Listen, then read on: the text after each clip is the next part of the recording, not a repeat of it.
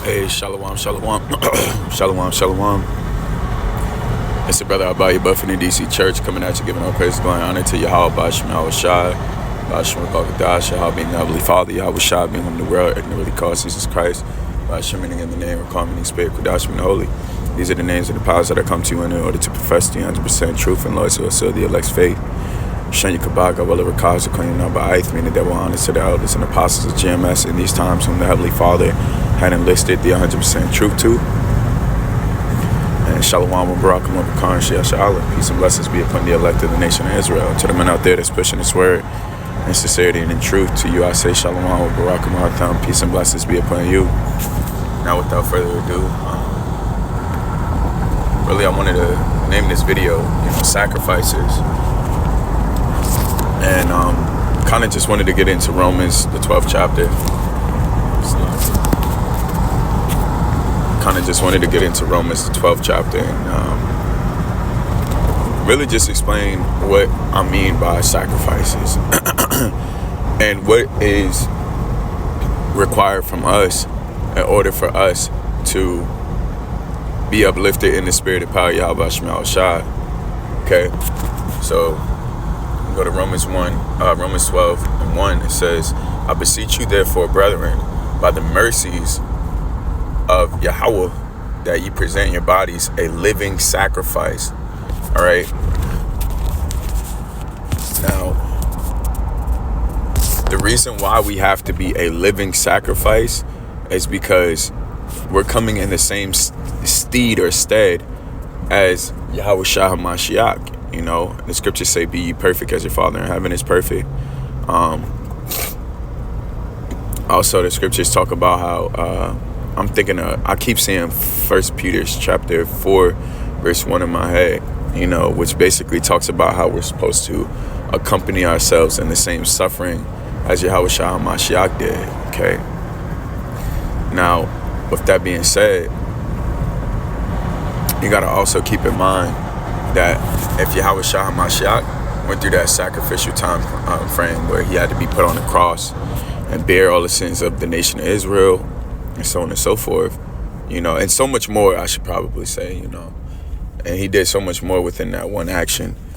We are also bidden to do our own version of, what Yahweh Shai had did, but being the fact that the debt wasn't put on us wholeheartedly how it was put on Yahweh Shah HaMashiach, we don't have to bear as much as a burden as he did.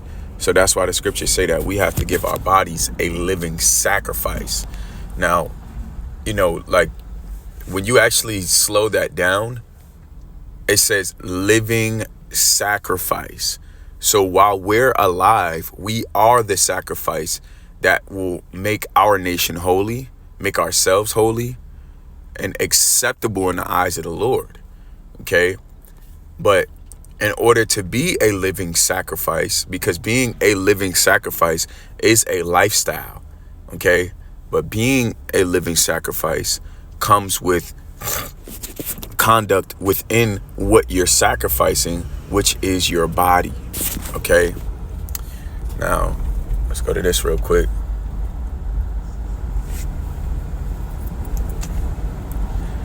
One second.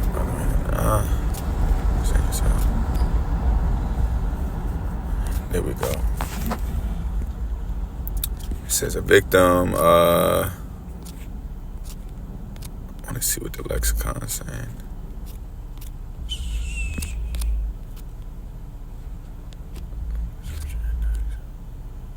Strong's definition. Sacrifice. All right. Can't really define a word by a word, but it's called tawab. Sacri, means sacred. Feist means I forgot the breakdown, but the elder Apostle Gabar, he used to say it all the time. But nevertheless, the sacrifice meaning sacred, it puts us in a predicament to where we are holy and we are acceptable in the eyes of the Lord. Okay, so, and if a brother knows the second part to that, if you could, Bubba Kashah put it in in the comment section, I greatly appreciate that. Nevertheless, it says, I beseech you, therefore, brethren, by the mercies of Yahweh Shah HaMashiach, Yahweh, that you present your bodies a living sacrifice, holy, acceptable unto Yahweh, which is your reasonable service. Okay? Now, reasonable service also means, a necessity.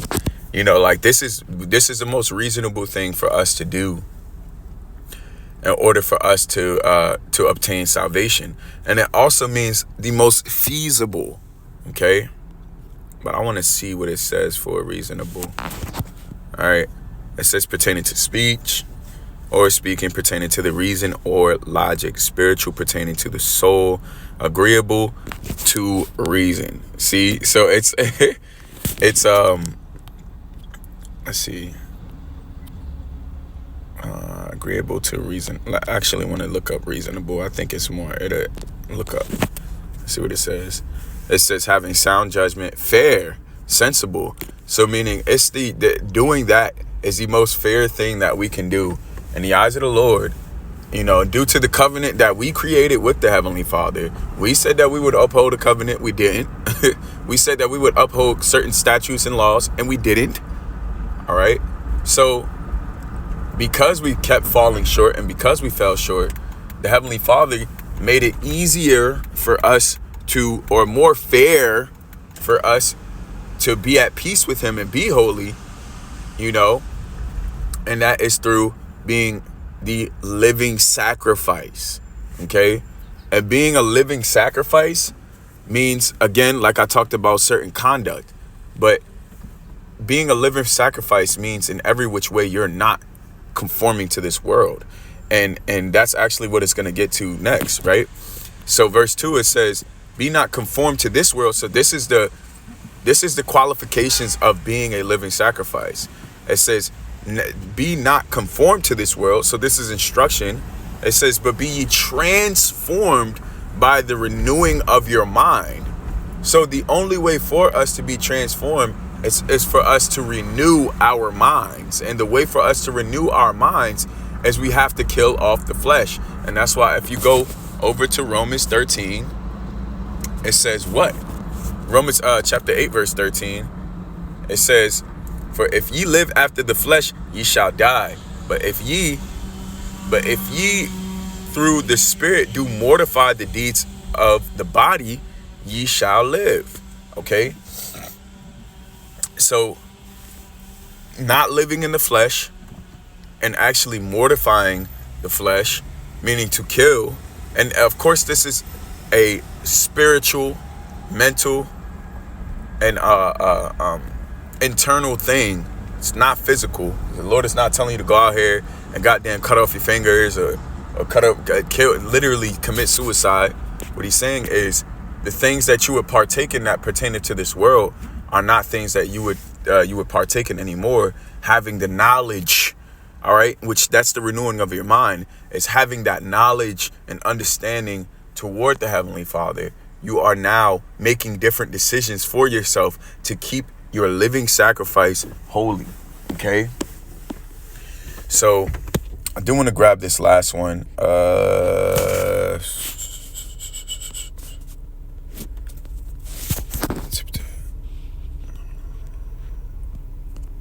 Two verse.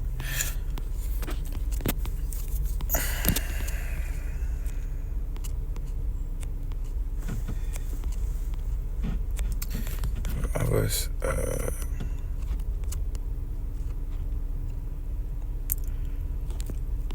one second.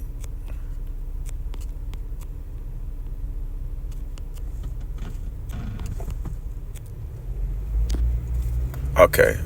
This is 2 John chapter 2 verse 15. It says, love not the world, neither the things that are in the world. If any man love the world, the love of the Father is not in him.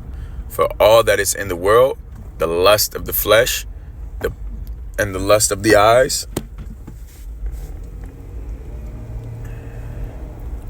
and the pride of life. Ooh. It says it's not of the Father, but it's of the world, okay? And these are all the things that through the transforming of your mind or the renewing of your mind, all right, you are able to surmount, you are able to overcome. But it takes true love in Yahweh Ba'Shem Yahushai, Ba'Shem Kodash, for you to understand and know these things, okay? So if you truly love the Lord and the Lord has bestowed unto you his gift, which is his word, then you will be able to continually stay in a position of where your living sacrifice, which is your body, is acceptable in the eyes of the Lord, okay? Not having sexual intercourse on the days that you're not supposed to have sexual intercourse, such as the Sabbath. You know, for us, it's also Fridays, Friday nights. You know, try to the best of your ability to stay away from sexual intercourse before you enter into the temple. You know, it's actually a commandment, okay? And then, you know, Wednesdays, whenever we do happen to have service outside, we have pilgrims, which we call it over here in DC. Doing your videos to the best of your ability, not dealing with certain individuals, or I would say women, that have already have a sexual partner, okay, or already have a man, and just to the best of your ability, upkeeping and upholding the law of Yahweh Ba'Shem Yahushai, because that's really our pride. You know, that's really what gives us. If you're gonna boast in the Heavenly Father, may it be of the Lord. You know, his law is perfect, not mine. If you're gonna be proud in the Lord. Okay? And take that word lightly. You know, take that word lightly, because, you know, proud, of course, it has a negative connotation in this world. But you gotta understand, everything has its proper placement when it's done in the Heavenly Father. Okay? So if you can take pride in your work, you know, that you've done. Like, you know, you feel accomplished, pat yourself on the back. But not like wicked, empty pride, you know? When you think you're something that you're not. Or even if you've accomplished something in the world, that's the pride that you have within yourself. Nah.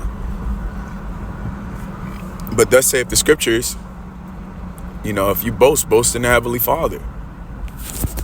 Okay? Nevertheless, this is how we upkeep and uphold a holy and acceptable living sacrifice. Okay?